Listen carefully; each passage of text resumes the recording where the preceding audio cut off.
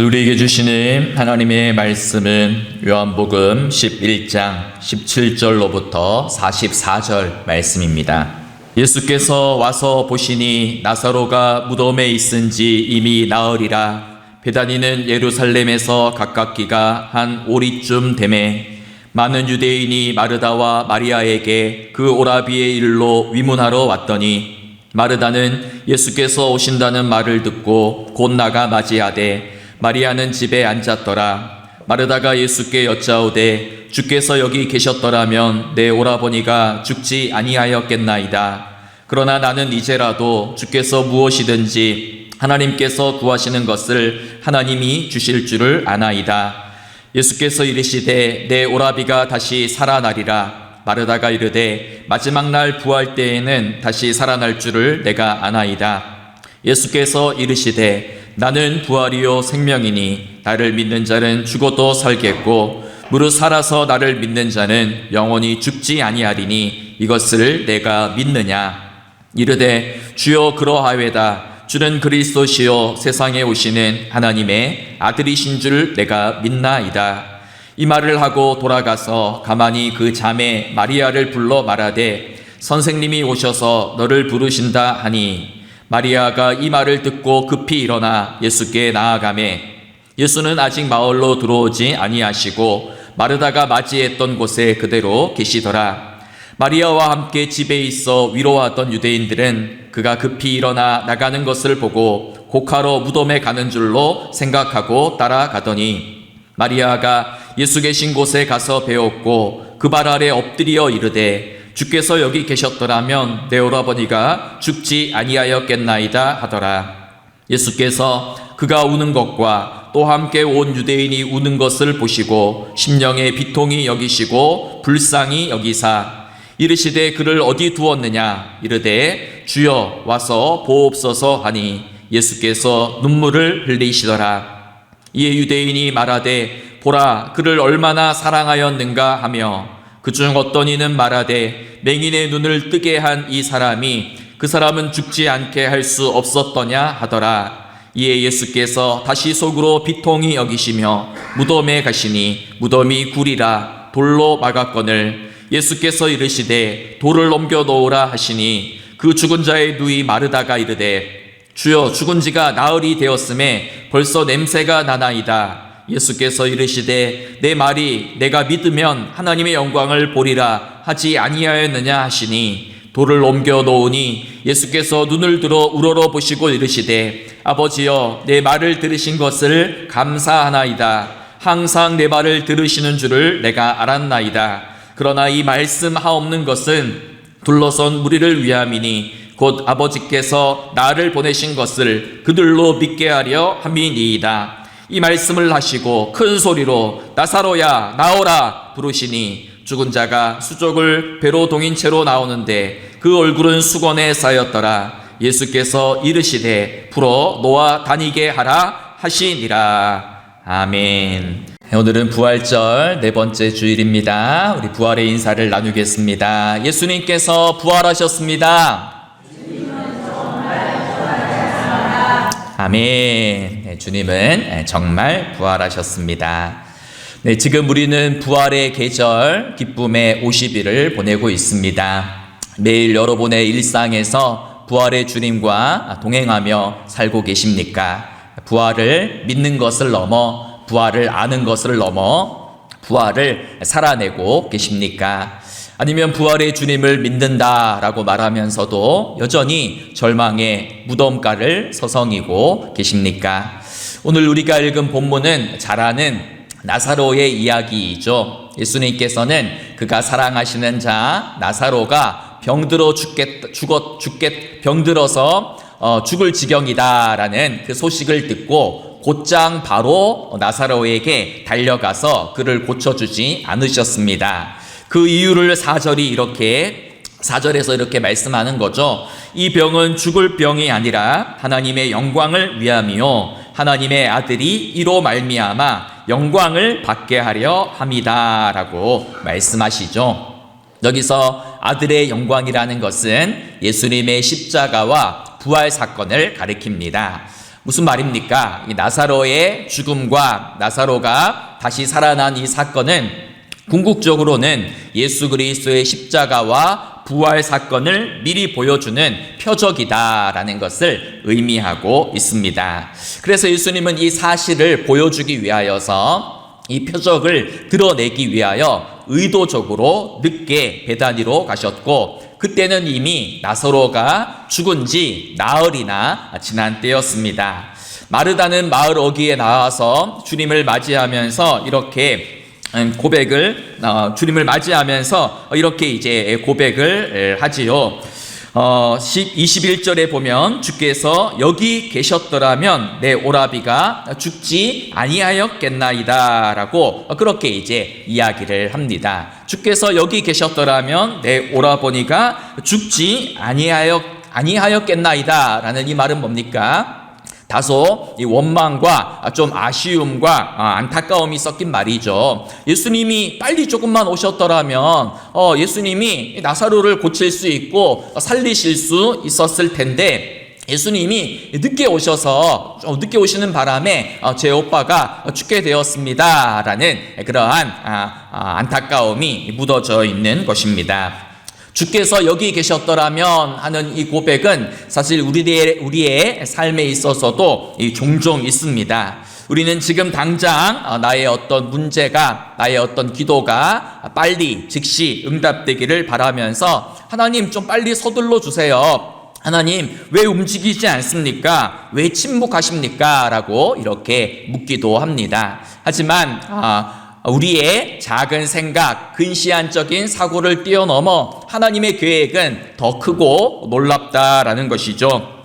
우리는 단지 병 고침 받는 것을 원하지만 하나님은 죽은 자를 살리는 그러한 기적과 영광을 준비하고 계시는 것입니다. 그래서 오늘 예수님은 마르다를 향하여서 이렇게 이야기하죠. 내 오라비가 다시 살아날 것이다 라고 이렇게 말씀하십니다. 그때 마르다가 어떻게 어떻게 이 말씀을 받아들였습니까? 예, 예수님 맞습니다. 마지막 날 먼 미래에 심판의 날에는 제 오빠가 다시 살아날 것을 믿습니다 라고 이렇게 이야기하죠. 그래서 24절에 보니까 마지막 날 부활 때에는 다시 살아날 줄을 내가 아나이다 라고 그렇게 이야기를 합니다. 부활을 먼 미래의 사건으로 막연하게 생각하고 있는 것이죠. 그러자 예수님께서는 이 마르다의 생각을 바로 잡아주시면서 부활의 현재성을 강조하시죠. 그래서 25절, 26절에서 예수께서 이르시되 나는 부활이요 생명이니 나를 믿는 자는 죽어도 살겠고 무릇 살아서 나를 믿는 자는 영원히 죽지 아니하리니 이것을 내가 믿느냐라고 묻고 계십니다. 여러분, 여기서 아주 중요한 표현이 등장하죠. 요한복음에는 나는 무엇이다라는 이제 7개의 그 예수님이 누구신가라는 자기 계시적인 표현이 등장하는데, 오늘 본문 속에는 예수님이 자기를 가리켜서 나는 부활이요 생명이다라고 말씀합니다. 나는 부활을 주는 존재가 아니고, 나는 생명을 이렇게 주는 존재가 아니고, 예수님의 존재 자체가 나는 부활이요 생명임을 드러내시는 것입니다. 그러면서 말씀하시죠. 나를 믿는 자는 죽어도 살겠고, 나를 믿는 자는 죽음으로 끝나는 것이 아니고 죽음 이후에 부활이 있다, 영생이 있다라는 것을 말씀하시죠. 그러면서 무릇 살아서 나를 믿는 자는 영원히 죽지 아니하리니 라고 말씀합니다. 이것은 굉장히 강한 이중부정입니다. 결코 절대로 영원히 죽지 않는다라는 말이죠. 아니 목사님, 우리가 믿음 성도들도 살다가 죽는데 왜 무릇 살아서 나를 믿는 자는 영원히 죽지 않는다라고 말씀하십니까? 이렇게 이제 의문이 드는 분들도 있을 것입니다. 그런데 여기서 말하는 죽음이라는 것은 이 육체의 죽음의 육체의 끝을 가리키는 말이 아니고 하나님과의 관계의 단절을 가리키는 말입니다. 진짜 죽음이 뭐예요? 하나님과의 관계가 완전히 끊어지는 것이죠. 진짜 죽음은 하나님과 상관없는 것이 되는 것입니다. 따라서 지금 살아서 주님을 믿는 자는 영원히 죽지 아니하리라. 즉 지금 살아서 믿음을 가지는 자는 하나님과의 관계가 영원히 끊어지지 아니하리라 라고 말씀하는 것이죠. 즉 부활은 죽은 다음에, 죽은 이후에 시작되는 것이 아니고 주님을 믿는 순간부터 지금 현재적으로 하나님과 친밀한 관계를 맺고 하나님과 교제하며 살아가는 그 삶 자체가 바로 부활이다라는 것을 말씀해 주고 있는 것입니다. 그러면서 주님은 이것을 설명하시면서 마르다에게 물으시죠. 이것을 내가 믿느냐라고 이렇게 이야기합니다. 알아듣겠냐 이 말이 아니고 내가 지금 하는 이 부활을 너가 믿음으로 받아들이겠느냐라는 그런 의미죠. 그때 마르다는 또 대답은 잘합니다. 어떤 대답을 합니까? 주여 맞습니다. 주여 그러하여다. 주는 그리스도시요 세상에 오시는 하나님이신 줄을 내가 믿나이다 라고 이렇게 고백합니다. 믿느냐라고 하니까 예 믿습니다. 믿고 말고요 이렇게 대답을 합니다. 그런데 사실 이후에 이 마르다의 그러한 모습이나 언행을 보면 이것을 믿지 않고 있다라는 것을 알 수 있습니다. 이후에 예수님께서 나사로의 무덤가에 가서 무덤을 가로막고 있는 돌을 옮겨 놓으라 라고 하니까 그때 마르다가 어떻게 이야기했습니까? 예수께서 돌을 옮겨 놓으라 하시니 그 죽은 자의 누이 마르다가 이르되 주여 죽은 지 나흘이 되었음에 벌써 냄새가 나나이다 라고 마르다가 이야기하고 있습니다. 당시 이 유대인들은 어떤 생각을 하고 있었냐면요, 사람이 죽으면 그 영혼이 바로 떠나지 않고 3일 동안은 그 죽은 사람 몸 곁에 머물고 있다가 떠난다라는 그런 이제 생각이 있었습니다. 그런데 이제 죽은 지 4일이 지났다라는 말은 어떤 의미입니까? 완전히 죽었다라는 거예요. 다시 살아날 가능성이 1도 없다라는 그러한 의미입니다. 그래서 마르다는 저 예수님 나사로가 죽은 지가 벌써 4일이 지났습니다. 이 시신에서는 벌써 썩어서 그 시체가 썩어 진동하는 냄새가 납니다 라고 이렇게 이야기하는 것이죠. 여러분 여기서 우리는 이 마르다의 신앙적인 한계를 보게 되죠. 부활의 주님을 입술로는 믿습니다. 부활의 주님 믿습니다 라고 고백하지만 현실적인 문제 앞에서는, 현실의 어려움 앞에서는 믿지 못했던 것입니다. 이 예수님께서는 다시 이 마르다의 믿음을 일깨우면서 그의 믿음을 미래에서 먼 미래가 아니고 그 믿음을 현재로 가져오죠. 부활의 현재성을 일깨우면서 40절에서 이렇게 또 말씀하시죠. 내가 믿으면 하나님의 영광을 보리라 하지 않았느냐라고 재차 말씀하셨습니다. 무슨 말입니까? 언젠가 먼 미래에 하나님의 영광을 보는 것이 아니라 믿는 자는 지금 즉시 하나님의 영광을 보게 될 것이다 라는 것이죠. 다시 말해서 지금 부활의 생명과 능력을 힘입어서 현재를 살아가야 된다라는 말씀입니다. 부활은 그냥 머리로 아는 지식이 아니고 예 믿습니다 입술로 고백하는 표현이 아니고 어떤 교리가 아니고 삶이어야 된다라는 것을 말씀하는 것이죠. 예수님은 오늘 또 우리 모두에게 말씀하십니다. 나는 부활이요 생명이니 이것을 내가 믿느냐 여러분에게 묻고 계십니다. 그때 우리 어떻게 대답해야 돼요? 예 주님 믿습니다. 지금 여기에서 부활을 살아내겠습니다. 그렇게 응답을 해야 되는 것이죠. 말을 어기에서 이제 언니 마르다를 만나 주신 예수님은 이번에는 동생 마리아를 이제 부르시죠. 그런데 마리아는 예수님을 보자마자 그 발 앞에 달려가 가지고 엎드려서 울었어요. 여기서 운다라는 것은 그냥 이렇게 조용히 눈물을 흘리는 게 아니고 대성 통곡을 했다라는 그런 언어입니다.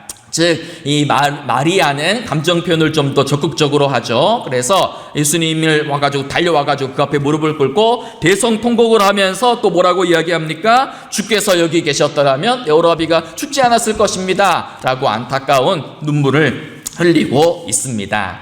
여러분, 여기서 우리가 주목해 볼 그러한 단어나 표현이나 상황은 울다입니다. 울다. 지금 누가 우는가? 다 울고 있어요. 마리아도 울고 있고 마리아와 함께 온 유대인도 울고 있고 예수님도 울고 있습니다. 다 울고 있는데 이 울음의 의미는 각각 저마다 다릅니다.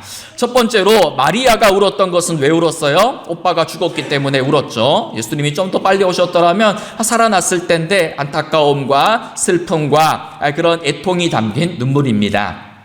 두 번째로 유대인들은 왜 울었을까요? 자매가 불쌍해서 울었겠죠. 마리아, 마르다 자매가 불쌍해서 울었고, 또 당시에는 우리도 장례식장 가면 전문적으로 곡하는 사람들이 있어요. 아이고 옛날에 소리를 일부러 내는 사람들이 있죠. 유대인의 장례 습관도 마찬가지입니다. 거기 가면 막 울음소리로 가득 찼다는 거예요. 돈을 받고 전문적으로 곡하는 자들도 있었다. 근데 또 세 번째는 예수님께서도 우십니다. 근데 예수님께서는 왜 우시는가라고 했을 때 이것이 중요한데요. 예수님이 우시는 그 울음에 의미가 있습니다. 그래서 이제 오늘 본문 33절과 35절에 보면 예수님께서 마리아와 유대인들이 우는 것을 보고 심령이 비통히 여기시고 불쌍히 여기사 눈물을 흘리셨다, 이렇게 표현하거든요.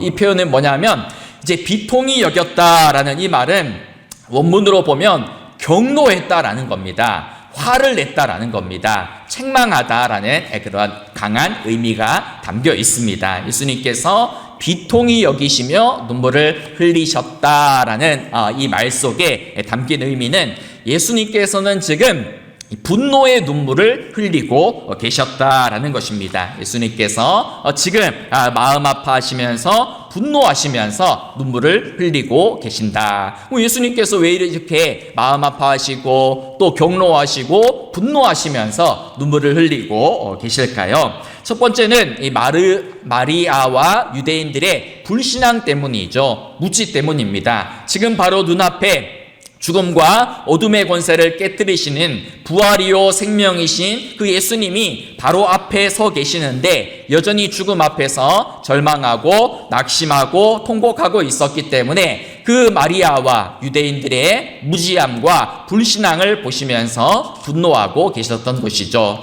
두 번째는 어떤 의미로 분노하셨습니까? 바로 이 세상에 만연한 죽음의 세력 그 자체에 대해서 분노하셨습니다. 예수님께서는 마리아의 눈물 속에서 모든 인류의 불행을 보셨죠. 모든 사람들이 죽음의 고통 속에서 눈물을 흘리며 아파하는 것을 보셨습니다. 그리고 인간을 억압하고 인간을 궁극적으로 절망하게 만드는 그러한 죽음의 세력에 대하여, 사탄의 세력에 대하여 지금 분노하고 계신다라는 그러한 말씀입니다. 여러분의 삶에는 어떤 눈물이 있습니까? 무엇 때문에 눈물 흘리며 슬픔과 절망의 자리에 주저앉아 계십니까? 우리가 믿는 예수님은 우리의 아픔에 공감하시고 우리의 눈물을 이해하시고 우리와 함께 울어주시는 분이십니다. 그런데 단지 울어주시는 것으로만 그치지 않죠. 우리 슬픔의 눈물의 원인, 그 원인까지도 제거하시는 분이십니다. 그래서 부활이요 생명이신 주님께서는 우리 모두의 눈물을 닦아주시고 우리 삶의 모든 죽음과 죄와 절망과 모든 악의 세력을 제거하기 위하여, 파하시기 위하여 이 땅에 오셨고 또 오늘 또 우리의 삶에 찾아오신다라는 것을 꼭 기억하시기를 바랍니다. 예수님은 이 마리아의 슬픔 속에서 온 인류의 불행을 보셨고 또 인간을 죽음과 절망으로 이끄는 사탄의 궁극적인 세력을 보고 분노하며 우셨습니다. 그런데 그곳에 모인 사람들은 예수님의 눈물을 오해했죠. 어떤 이들은 예수님이 나사로를 지금 늦게 와가지고 살리지 못해서 울고 있구나라고 오해를 하고, 또 어떤 이들은 이 좀 비아냥거리면서 아니 어떻게 이 전에 맹인의 눈을 뜨게 한 사람이 살리지 못하느냐라고 이렇게 이야기를 했죠. 그렇게 비아냥거리기도 했습니다. 이 예수님께서는 다시 속으로 비통히 여기시며 무덤에 들어가셨죠. 무덤을 찾아가셨습니다. 당시의 이 장례 관습에 따르면 사람이 죽으면 큰 동굴 같은 데에 사람의 시신을 놓아두고 그 시신이 다 썩어져서 뼈만 남게 되면 그 뼈를 수습하면서 장례를 진행을 했습니다.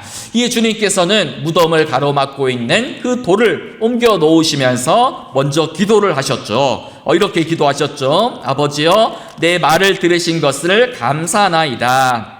항상 내 말을 들으시는 줄을 내가 알았나이다. 그러나 이 말씀하옵는 것은 둘러선 무리를 위함이니 곧 아버지께서 나를 보내신 것을 그들로 믿게 하려 함이니라. 라고 이렇게 기도를 하셨습니다. 지금 예수님이 내가 하나님께로부터 보낸 메시아임을 드러내는 표적을 보여주기 위하여 나사로를 살리겠다라고 이렇게 말씀하시는 것이죠. 그리고 무덤 앞에서 이렇게 외치시죠. 나사로야 나오라, 이렇게 큰 소리로 외치셨습니다. 나사로의 이름을 부르시면서 큰 음성으로 외치셨죠. 이것은 단순한 그냥 외침이 아니라 어떤 외침입니까? 바로 창세기에서 예수님께서 빛이 있으라 하실 때 빛이 생겨났던 그 명령, 그 외침과 똑같습니다. 죽음을 물리치는 그러한 생명의 외침, 절망을 물리치는 소망의 그러한 외침을 외치셨던 것입니다. 그래서 창세기에서 예수님께서 빛이 있으라 하심에 모든 어둠이 물러갔던 것처럼 성자 예수님께서 성자 하나님이신 예수님께서 나사로야 나오라 하니까 모든 죽음과 어둠의 권세가 물러나고 무덤에 있던 죽은 나사로가 수족이 묶인 채로 이렇게 걸어서 나왔더라라고 오늘 본문이 말씀하고 있는 것입니다. 여러분, 오늘 이 본문 속에 담긴 의미는 어떤 의미가 있을까요? 나사로가 죽었다가 다시 살아난 이 사건에는 크게 두 가지 의미가 있습니다. 첫 번째는 인간을 절망으로 이끄는 죽음의 세력에 대한 완전한 정복, 승리를 가리키는 것이죠. 부활이요 생명이신 그 예수님 앞에 모든 절망과 모든 죽음과 모든 어두움이 물러가고 떠난다. 죽음의 세력을 예수님께서 정복하셨다라는 의미가 있습니다. 두 번째는 예수님께서 이 나사로를 살리신 사건은 초반에도 말씀했던 것처럼 예수님의 십자가와 부활 사건을 미리 보여주는, 예표해주는 그러한 역할을 하고 있습니다.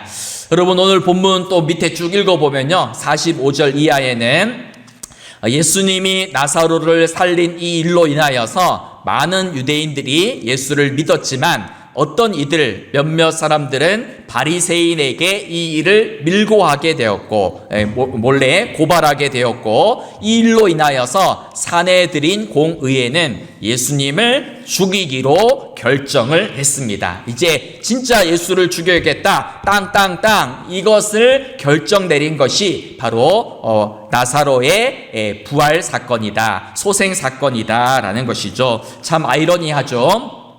죽었던 나사로가 다시 살아나는 일로 인하여서 예수님은 죽게 되는 그러한 일들이 일어나게 된다라는 것입니다. 여러분, 예수님께서는 죄와 사망의 종노릇하는 우리를 살리시기 위하여 스스로 모든 죄악과 우리의 모든 죄악과 슬픔을 몸에 친히 짊어지시고 십자가에 달려 죽으셨습니다. 하지만 그것으로 모든 것이 끝난 것이 아니라 죽음과 사망의 권세를 이기시고 3일 만에 부활하셨습니다. 그리고 그 부활하신 예수님은 날마다 우리의 삶의 자리에 찾아오셔서 우리의 이름을 부르시죠. 나사로야 나오라, 아무개야 일어나라, 아무개야 기도해라, 아무개야 찬양해라 라고 우리의 이름을 일깨우시면서 우리의 절망을 소망으로, 우리의 죽음을 생명으로 바꾸어 주시는 그러한 일을 지금도 행하고 계시는 것입니다. 여러분, 오늘 이 죽은 나사로를 살리고 또 소생했던 이 사건을 기억하시면서 여러분의 모든 삶에도 이 죽음과 절망을 이기신 이 부활의 능력이 먼 미래가 아니고 현재적으로 함께하는 그러한 은혜가 넘치기를 소망합니다. 마지막으로 생각할 것은 나사로가 부활한 이후의 삶이에요. 그래서 12장 11절에 보면 나사로 때문에 많은 유대인이 가서 예수를 믿음이러라 라는 그런 구절이 나와요. 죽었던 자가, 죽어서 시체에서 썩은 냄새가 나던 자가 다시 살아났다라는 그런 이야기를 듣고 많은 사람들이 놀라가지고 나사로를 찾아가기도 하고 나사로를 보았죠. 그리고 나사로가 살아난 그 기적을 보고 많은 유대인들이 예수님을 믿었다. 나사로를 믿은 게 아니고 예수님을 믿었다라고 이야기를 하는 것이죠. 여러분, 나사로의 부활은 어떤 의미가 있습니까? 예수님이 오심으로 인하여 이 땅의 모든 죽음과 어둠과 사망의 권세가 패배하고 이 땅에 하나님의 나라, 생명의 나라가 도래했음을 알려주는 그러한 중요한 표적입니다. 그래서 많은 이들이 나사로 때문에 예수님을 믿었더라, 믿기 시작했더라 라고 그렇게 보도하는 거죠. 사실 나사로는 돌아다니면서 전도하거나 설교했다라는 기록이 없어요. 나사로가 살아있다라는 그 존재 그 자체만으로 바로 부활의 증거가 되고 많은 사람들에게 예수님을 믿는 그러한 복음의 통로, 도구가 되었다라는 것이죠. 여러분, 여기서 우리는 중요한 사실을 발견할 수 있습니다. 부활을 사는 삶이란 거창한 게 아니에요. 유려하게 화려한 언변을 통해 가지고 복음을 설명하고 전도를 잘하는 것이 부활을 사는 삶이 아닙니다. 부활을 사는 삶이란 그냥 지금 내 모습 이대로 살아가는 겁니다. 이전과는 다르게 살아가는 것이죠. 그래서 내가 살아있다라는 이 나의 존재 자체가 누군가에게 희망이 되고 누군가에게 위로가 되고 누군가에게 도전이 되고 소망이 되는 그러한 삶이죠. 다른 사람들이 나를 만날 때마다 야, 저 사람은 뭔가 다르다, 저 사람을 만날 때마다 알 수 없는 그 따뜻함이 자꾸 묻어나, 자꾸 저 사람에 대한 호기심, 저 사람을 더 가까이 하고 싶다라는 이런 마음이 드는 것, 그것이 바로 부활을 살아내는 삶이다라는 것이죠. 그래서 여러분, 오늘 말씀 속에 땡땡땡 때문에, 누구누구 때문에 많은 사람들이 예수를 믿었다라는 이 구절을 우리가 좀 비유적으로 내 이름을 넣어야 돼요. 여러분의 이름을 넣어야 돼요. 아무개 때문에 많은 사람이 예수를 믿었다. 이 얼마나 영광스러운 이야기예요. 우리 한번 자기 이름을 한번 넣어서 같이 한번 읽어보겠습니다. 임병철 때문에 많은 사람들이 가서 예수를 믿음이러라. 아멘. 네, 여러분 때문에 많은 이들이 예수님을 믿어야 됩니다. 여러분, 비유적으로 보면 다 우리 나사로와 같은 사람이에요. 나사로와 같이 죽었는데 예수님 믿고 예수님의 은혜로, 예수님의 말씀의 능력으로 죽었다가 다시 살아난 자들이잖아요. 그래서 우리는 우리의 존재 자체가, 우리의 살아있는 이 삶 자체가 바로 복음이 되고 희망이 되고 축복이 되는 그러한 삶을 살아가야 된다라는 것입니다. 그래서 우리 기쁨의 50일 계속 보내고 있죠. 좀 다르게 살아야 됩니다, 여러분. 옛날처럼 똑같이 살면 안 돼요. 화내야 될 때도 참고, 또 미워해야 될 때도 사랑하고, 꾹 움켜쥐고 싶을 때도 나눠주고, 그런 삶을 사는 것이 바로 부활을 사는 삶이다라는 것입니다. 여러분, 오늘의 말씀 기억하시면서 마르다 마리아처럼 머리로만 예수님 부활의 주님이죠 아는 것이 아니고, 입술로만 믿습니다 하는 것이 아니고, 부활을 현재적으로 살아내고 믿음으로 말미암아서 여러분의 존재 자체가 부활이 되고 복음이 되는 그러한 삶을 살아가는 그러한 놀라운 은혜가 임하기를 바랍니다. 그래서 여러분 때문에 많은 사람들이 예수 믿게 되었다라는 이러한 놀라운 그러한 소문이 여러분이 이 세상을 떠난 다음에도 계속해서 많은 사람들에게 또 이야기되는 그러한 놀라운 은혜와 또 기적이 있기를 간절히 소망합니다.